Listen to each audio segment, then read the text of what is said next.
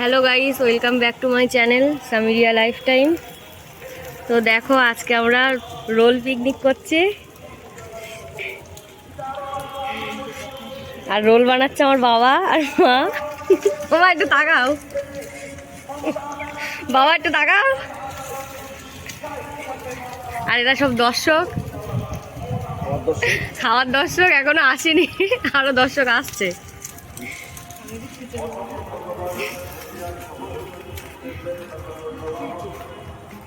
ধরো, তো আমাদের রোল হয়ে গেছে।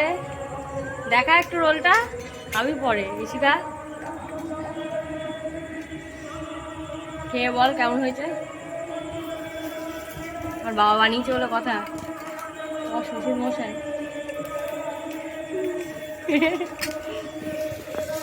তাকাও, তাকাও,